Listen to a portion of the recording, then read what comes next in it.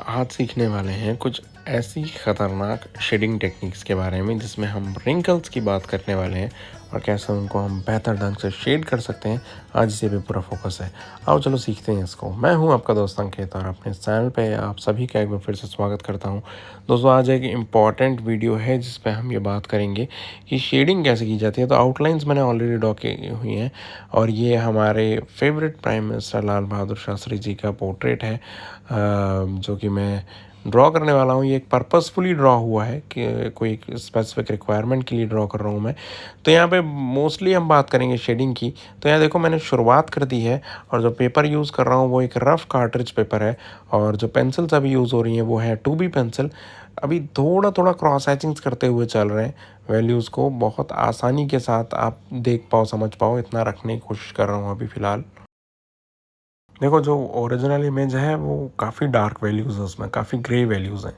तो उसको समझने की कोशिश करेंगे। मोस्टली जब हम शुरुआत करेंगे, जब ये रफ पेपर है तो हम क्रॉस हैचिंग करते हुए शुरू कर सकते हैं, क्योंकि जब हम उसको ब्लेंड करेंगे तो वो ईज़िली ब्लेंड हो जाएगा।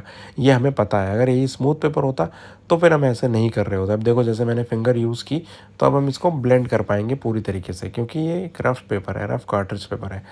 सिमिलरली थोड़ा अभी इसको और डार्क किया और फिर उसके बाद अब हमने ब्रश यूज़ किया है। तो जो भी डार्क वैल्यूज़ हैं जब हम उस पर ब्रश यूज़ करेंगे तो ध्यान एक चीज़ का रखेंगे, जो मैं हमेशा बताता हूँ, कि हल्का प्रेशर देना है।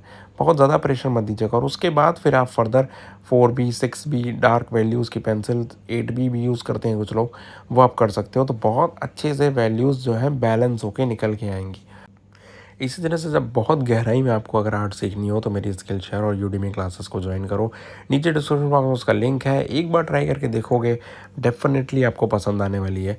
बहुत सारे लोग उसमें ऑलरेडी इनरोल्ड हैं, तो ज़रूर ज्वाइन करो। अब आ जाते हैं वापस इस क्लास में और अब दूसरी आई को हम यहाँ पे पकड़ रहे हैं और सिमिलर इफेक्ट हम यूज़ करने की कोशिश कर रहे हैं। पहले कुछ लाइट वैल्यूज़ HB और 2B से ड्रॉ की, उसके बाद फर्दर उसमें ऐड ऑन किया, मतलब लेयर बाय लेयर हम डार्कनेस की ओर आगे बढ़ रहे हैं।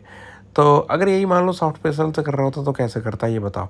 तो उसमें हम करते हैं पहले डार्क वैल्यूज़ ऑप्ट करते हैं, फिर लाइट वैल्यूज़ करते हैं। यहाँ पे पेंसिल में अलग प्रोसेस होता है, पहले लाइट देन डार्क। ये जो माइन्यूट अंतर हैं यही आपको एक बेहतर आर्टिस्ट बनाते हैं जब आप इन चीज़ों को समझ जाते हो। तो अब देखो आइज़ के अंदर का जो सॉकेट है ना उसको हमें डार्क ग्रे करना है बस, पहले तो इनिशियली। अब यहाँ रिंकल्स पे बात को समझते हैं। जो रिंकल्स हैं उनका एक फ़्लो, एक पर्टिकुलर फ़्लो है और वो फ़्लो आपको ऑप्ट करना है, वो फ़्लो आपको फॉलो करना है। जो रियल इमेज में भी जैसा है वैसा ही फॉलो करना है, मतलब वो लाइन्स को ड्रॉ करना है जो डार्क दिख रही हैं और उसके बीच में जो ग्रे टोन्स हैं उसको आप इवनली ग्रे कर दो। फिलहाल आपको इतना ही करना है, अभी उसको बिल्कुल फिनिश मत करो। हम उस पर वापस आएंगे, we are coming back on to that again, क्योंकि हमें एक कॉमन ग्रे वैल्यू ऑप्ट करनी है। इसलिए पहले बाकी फोरहेड को भी थोड़ा सा मैंने ग्रे किया ताकि हम उसको एग्जैक्ट वैल्यू तक पहुंच पाए। अब यहाँ पे देखो जूम करके तो जो वैल्यूज़ हैं डार्क नज़र आ रही हैं और इस तरह से अब रिंकल्स को भी हम डार्क कर रहे हैं। तो एक ग्रे वैल्यू और उसके बाद डार्क हुआ, फिर जब हम फर्दर उसको डार्क करते जा रहे हैं तो कुछ इस तरह से वैल्यूज़ डार्क हो गई हैं। अब जगह से देखो आप चीक्स पे बहुत सारे रिंकल्स हैं, तो वहाँ पे भी प्रोसेस वही है। एग्जैक्ट फ्लो को पकड़ो, फ्लो पे ही डायरेक्शन में ड्रॉ करो। मतलब अगर वो क्रॉस हैचिंग नहीं है, कुछ सर्कुलिज्म है या फिर कंटूर है तो उस कंटूर के फॉर्म को ऑप्ट करो। अपने फ्लो मत क्रिएट करो अगर रियलिज्म चाहिए तो, मतलब कैसे क्रॉस हैचिंग्स मत कर दो, अदरवाइज़ फिर आप वो रिंकल्स नहीं ऑप्ट कर पाओगे। इस बात का ध्यान रखना। फिर फर्दर जैसे मुस्टैश है या नोज़ है, मोस्ट जगहों पे हमने इस ब्रश को यूज़ करना है ताकि आपका जो टाइम भी बचे, दूसरा जो पेंसिल पे जो आपकी पकड़ है वो भी बने, मतलब दोनों चीज़ें हों। अगर यही पेपर स्टम्प यूज़ करते तो फिर पेंसिल पे पकड़ की ज़रूरत नहीं होती, वो पेपर पे सारा काम पेपर स्टम्प कर जाता, जिस डायरेक्शन में आप चाहते हो उस डायरेक्शन में वो मोड़ देता। लेकिन यहाँ पे पेंसिल पे भी आपकी स्ट्रेंथ बन रही है क्योंकि आप ब्रश को यूज़ कर रहे हो। अगर आपको ब्रश नहीं यूज़ करना है तो फिर आप बिना ब्रश यूज़ किए भी कर सकते हो, but it will take more time, ये समझने वाली बात है। मैंने कुछ वीडियोज़ उस पर बनाए जिसमें हमने कोई भी शेडिंग टूल नहीं यूज़ किया, आप देख सकते हो उसे। फिलहाल फर्दर हम इसमें आगे बढ़ गए हैं और अब हमने लिप्स को ड्रॉ किया, फिर हमने चीक्स को को ड्रॉ किया, चिन को ड्रॉ किया, चिन लाइन को ड्रॉ किया और फिर उसको थोड़ा डार्क किया। फिर अब मैं जब ब्रश से कर रहा हूँ तो पेपर रफ़ होने की वजह से, टेक्सचर होने की वजह से, टीथ होने की वजह से बहुत अच्छे से स्प्रेड हो जा रहा है। ये बहुत महंगा पेपर नहीं है, बहुत सस्ता भी पेपर नहीं है, एक मीडियम एवरेज पेपर है। सस्ता ही बोलेंगे, मतलब सस्ते की साइड ज़्यादा है। बहुत महंगे और अच्छे पेपर होते हैं तो उसमें फिर अलग तरह से रिजल्ट्स भी दिखने लगते हैं। ये बात है, आपको सपोर्ट करते हैं बेसिकली वो पेपर कम एफर्ट में ज़्यादा बेहतर रिजल्ट के लिए। अब फर्दर यहाँ आ गए हैं, लेकिन ऐसा नहीं है, ये बात ध्यान रखिएगा कि आप सस्ते पेपर पे ड्रॉ नहीं कर सकते हो। आप देख ही सकते हो बहुत अच्छे से ड्रॉ हो रहा है। और इवन मैं तो कहता हूँ जो ज़ेरॉक्स वाला पेपर है उस पर ड्रॉ करके देखो, बहुत मज़ा आएगा। मैंने बहुत ड्राइंग उस पेपर पे की है। इनिशियली यूट्यूब जब शुरू किया था मैंने, तो मैंने पहले उन्हीं पेपरों को यूज़ किया था। और आप लोग तो बहुत दिनों से मेरे साथ हो, आप सब लोगों को पता ही होगा, पहले मैं ज़ेरॉक्स वाले पतले पतले पेपर्स पे भी ड्रॉ कर दिया करता था। और वो आज मैं देखता हूँ कि उस पर मिलियन मिलियन व्यूज़ हैं। तो मैं यही सोचता हूँ कि ऐसा कुछ भी नहीं है कि, और आर्ट वर्क भी बहुत अच्छा है, आप ही लोग बोलते हो। तो ऐसा कुछ भी नहीं है कि आपको अच्छा महंगा पेपर चाहिए। अब यहाँ देखो, जैसे मुस्टैच है तो उस जगह को ज़्यादा डार्क कर दिया मैंने, कुछ ऐसे स्पॉट्स नहीं क्रिएट किए, उस जगह को डार्क कर दिया तो अपने आप वो मुस्टैच का फ्लो दिखने लगा। मतलब मुस्टैच वहाँ पे फील होने लगी कि हाँ, यहाँ पे एक छोटी नहीं कहेंगे इसको, क्या कहेंगे, हाँ, हल्की ट्रिम्ड मुस्टैच वहाँ पे नज़र आने लगेगी आपको।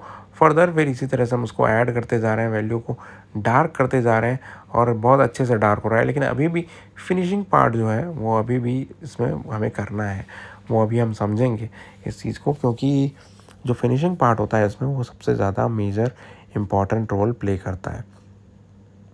अब देखो, जैसे हम वापस से आ गए हैं, जो रिंकल्स हैं उसको हम फर्दर डार्क कर रहे हैं। तो जो इनिशियली ड्रॉ किया था उसमें जब हम स्मज करते हैं तो वैल्यू स्मज हो जाती है, वो चीज़ धूमिल सी हो जाती है और हमें रिंकल्स को फिर से दिखाना बहुत ज़रूरी है। और ये कहाँ पे पब्लिश होगा वो भी मैं आपको अगले आने वाले वीडियो में दिखा दूंगा, क्योंकि एक स्पेसिफिक रिक्वायरमेंट के तहत मैं ये वाला पोर्ट्रेट कर रहा हूँ। और ये मेरे दिल के बहुत एक करीब, जैसे एक प्राइम मिनिस्टर है, मतलब जो बहुत सिंपल लिविंग हाई थॉट जो प्रोसेस था इनका, वो उस पर काम किया करते थे और साधारण जीवन जिया करते थे। एक आदर्श जिनको कहा जाए, एक आइडियल जिन्हें बनाया जा सके, ऐसा इनका व्यक्तित्व था। हालांकि कुछ दुर्भाग्य है देश का कि मतलब बहुत ज़्यादा, या ये कहा जाए कि हम लोग का दुर्भाग्य है कि बहुत ज़्यादा इनके बारे में सुनने पढ़ने को नहीं मिलता और इनको उस तरह से सेलिब्रेट नहीं किया जाता जितना कि और लीडर्स को और प्राइम मिनिस्टर्स को किया जाता था। लेकिन ये ज़रूर है कि हम सभी के दिलों के में ये बहुत अच्छी तरीके से ये बसे हुए हैं और आज भी बहुत लोग रिस्पेक्ट करते हैं सभी लोग। और ये चीज़ एक मायने रखती है, आपको रिस्पेक्ट जो है ना वो कई बार आपको अर्न करनी पड़ती है। ऐसा नहीं है कि आपको रिस्पेक्ट ईजिली मिल जाएगी। और जिसको रिस्पेक्ट करते हो आप, उन्होंने वाकई कुछ बेहतर काम किए होते हैं देश के लिए, तो ये उनमें से एक है। तो और अभी देखो, मैंने जैसे इसको स्मच कर दिया है वैल्यू को, तो आप देख रहे हो कि काफ़ी हद तक वैल्यूज़ जो है सेटल डाउन हो गई हैं पेपर पे। अब थोड़ा सा पेंसिल इरेज़र को भी यूज़ कर रहा हूँ कुछ रिंकल्स को रिफ़ाइन करने के लिए, मतलब लेकिन बहुत ज़्यादा नहीं, क्योंकि मोस्टली जो काम हो गया है वो हमारा पेंसिल और जो हमने जगह छोड़ी थी उसी से हो गया। तो आई होप कि ये ट्यूटोरियल आपको पसंद आया होगा। काफ़ी हद तक चीज़ें अब मैं फिनिश कर रहा हूँ, एक ही वीडियो में पूरा ट्यूटोरियल डालने की कोशिश की है। बताना ज़रूर कैसा लगेगा, पार्ट बाय पार्ट अगर डालना होगा तो फिर वो आगे डाल देंगे। और इसके रिगार्डिंग कोई क्वेरी हो तो पूछ सकते हो। पेंसिल्स वगैरह मैंने आपको दिखा दिए हैं, जो ब्रश है दैट इज़ मेकअप ब्रश।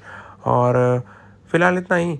और ये ज़रूर बोलूँगा कि आप अच्छे आइडियल लोगों को भी ड्रॉ करो ज़रूर से।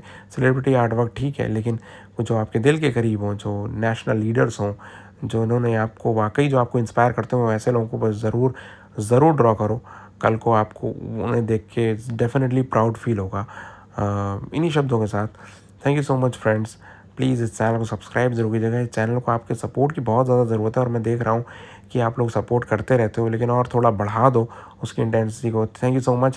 प्लीज़ चैनल को सब्सक्राइब कीजिएगा, लाइक ज़रूर कीजिएगा। Thank you so much, love you all, bye.